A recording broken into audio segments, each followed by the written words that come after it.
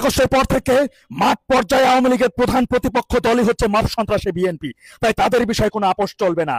তৃণমূল পর্যায়ে যে সকল ভাইরা রয়েছেন, আন্দোলনে নামছেন কি নামবেন, পরিকল্পনা করছেন, কোনোভাবে মাথার মধ্যে স্থির করা হবে না যে আপনি হেরে যাবেন।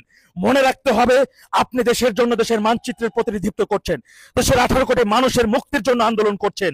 যে দলের বাচ্চারা আজকে দেশের মানচিত্র অন্য দেশের হাতে তুলে দেওয়ার জন্য নিউ ইয়র্কে গিয়ে বসবাস করছে, তাদের হাতে আপনি লাঞ্ছিত হচ্ছেন। আপনি ভেঙে পড়লে চলবে না। মনকে স্থির করতে হবে, সহকর্মীর প্রতি সহানুভূতিশীল হতে হবে, তার সহযোগিতা এগিয়ে আসতে হবে। একজন বিপদে পড়বেন, বাকি 5 জনদের দৌড়ে সরে যাবেন, তা হবে না। ঐক্যবদ্ধভাবে ওদেরকে প্রতিরোধ করতে হবে। এই মুহূর্তে যদি ওদেরকে প্রতিরোধ না করতে পারেন, এই মানচিত্র কিন্তু বিকিয়ে যাবে, এই মানচিত্র কিন্তু হারিয়ে যাবে।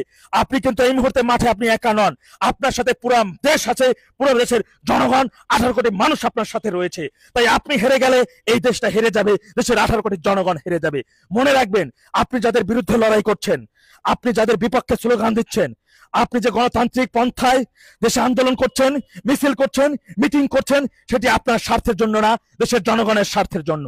ওদের সাথে কিন্তু দেশের জনগণ নাই, ওরা খুব ভালো করেই জানে যে দেশের জনগণ ওদের সাথে নাই। আপনার সাথে দেশের জনগণ আছে, আর দেশের জনগণ আপনার দিকে তাকিয়ে আছে, আপনি কিভাবে সংগ্রাম করছেন, আপনার সংগ্রাম কতটা সফল। তারপরে ওরা আপনার সাথে, আপনার পিছনে আপনি যখন ডাক দিবেন, তখনই ওরা আপনার পিছনে নেমে পড়বে। আর সেই নেমে পড়াটা হবে নেত্রীর চূড়ান্ত ডাকের মাধ্যমে। এই মুহূর্তে যেটা করছেন সেটি সেমিফাইনাল। মনে রাখতে হবে, আজকে ঢাকার মধ্যে প্রায় 12টি জায়গায় আমাদের মিছিল হয়েছে, তার মধ্যে প্রায় শতাধিক নেতাকর্মী গ্রেপ্তার হয়েছে, বিভিন্ন জায়গায় নেতাকর্মীদের লাঞ্ছিত হয়েছে, মব সৃষ্টিকারী সন্ত্রাসী বিএনপি দল ওদেরকে লাঞ্ছিত করেছে, নির্যাতন করেছে, নির্মম ভাবে নির্যাতন চালিয়েছে আমার ভাইদের উপরে। আমি বিএনপির সকল মব সন্ত্রাসীদের উদ্দেশ্যে একটি কথাই বলতে চাই, মনে রেখো, এই দেশ থেকে কিন্তু তোমরা যেতে পারবে না, এই দেশের মধ্যেই তোমাদের থাকতে হবে।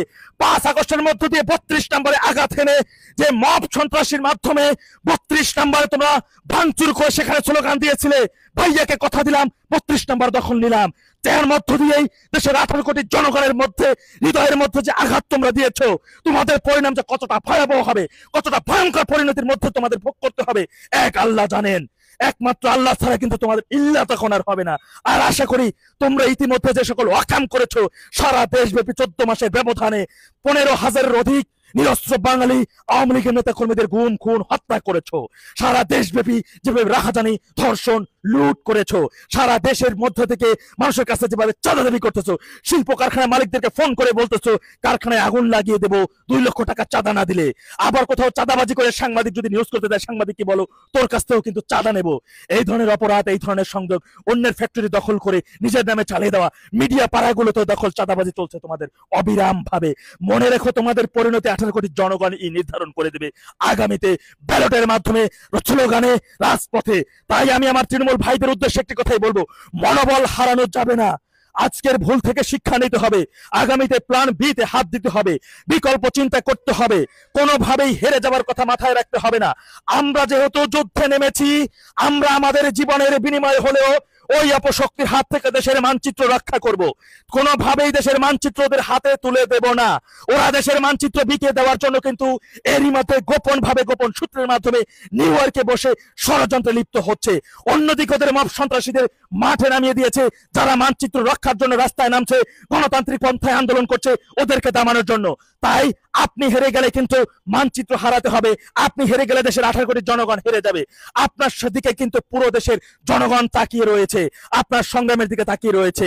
আজকের ভুল থেকে আগামীতে শিক্ষা নিয়ে বিকল্প পন্থা, বিকল্প চিন্তা করে মাঠে নেমে কোনোভাবেই হেরে গেলে চলবে না, হেরে যাওয়ার কথা চিন্তাও করা যাবে না। আমরা জিতবো, আমাদের সাথে দেশের 18 কোটি জনগণের দোয়া আছে। আমরা আমাদের স্বার্থের জন্য, আমরা ভোগ বিলাসীর জন্য আন্দোলন সংগ্রাম করছি না, দেশ রক্ষার জন্য, দেশের মাকে রক্ষার জন্য, মানচিত্রকে রক্ষার জন্য আমরা সংগ্রাম করছি। আমাদের পূর্বপুরুষে তাদের জীবন দিয়ে এই দেশ আমাদের দিয়ে গেছেন, আমরা আমাদের রক্ত দিয়েও এই দেশের মানচিত্র আমরা রক্ষা করব ইনশাআল্লাহ। তাই কোনোভাবেই মনোবল না হারিয়ে নিজের সহকর্মী, নিজেদের মধ্যে আরো যোগাযোগ বৃদ্ধি করে সাধারণ জনগণের কাছে উপস্থাপিত করতে হবে দেশের মানচিত্র কিন্তু হুমকির মধ্যে। আমরা লড়াই করছি, সংগ্রাম করছি দেশের জন্য। আপাতত আমরা সেমিফাইনাল খেলছি, আর সেমিফাইনাল খেলার মাধ্যমে পুরো মব সন্ত্রাসী, পুরো পুলিশ প্রশাসন, এমনকি সেনাবাহিনীকে মাঠে নামতে হয়েছে। আগামীতে যখন ফাইনাল খেলা শুরু হবে, মনে রাখতে হবে এই বিশ্বাস ইতিহাস এখন স্থাপন করুন। 30 মিনিটের ফাইনাল খেলার মধ্যেই ধুয়ে মুছে পরিষ্কার হয়ে যাবে এবং হারিয়ে যাবে মব সন্ত্রাসী, হারিয়ে যাবে ইনুস গং, আল বদর আল শামসের বাচ্চারা। ইতিহাস থেকে ইতিহাস হয়ে যাবে, সব আবু সাইদ হয়ে যাবে ইনশাআল্লাহ। আল্লাহ সবাইকে সঠিক বুঝ দান করুন। ওয়াখির জামান আলহামদুলিল্লাহি রাব্বিল আলামিন। আসসালামু আলাইকুম ওয়া রাহমাতুল্লাহ।